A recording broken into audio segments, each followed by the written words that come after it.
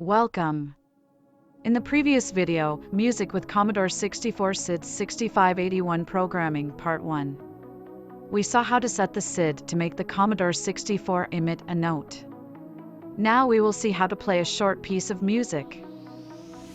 Let's create two arrays, low byte/high byte, with the frequencies of all the notes according to the Midi standard.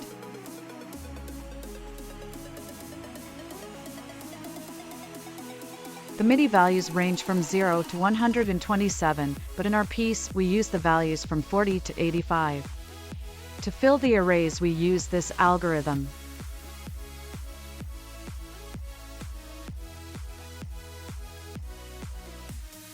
Before using the SID, it is a good idea to reset all its registers.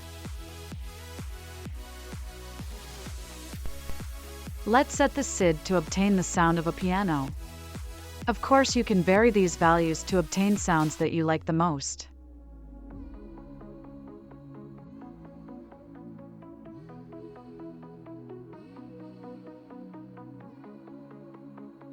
Let's set some variables.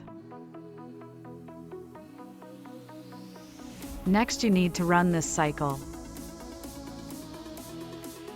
It resets the duration and reads the Midi code of the note. If it is equal to -1, the song is finished.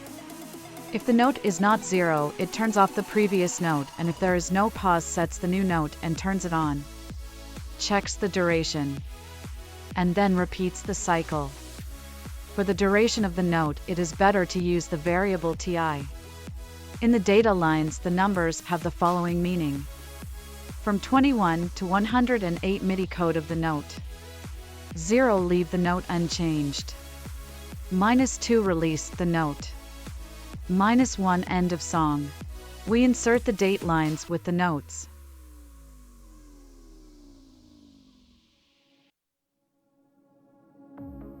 To sum up,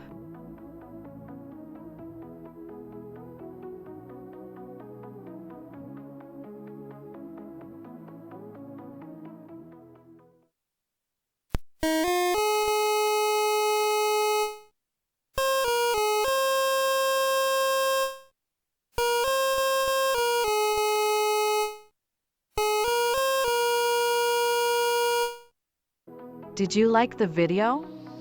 If so, please support me with a like and subscribing to the channel. Thanks.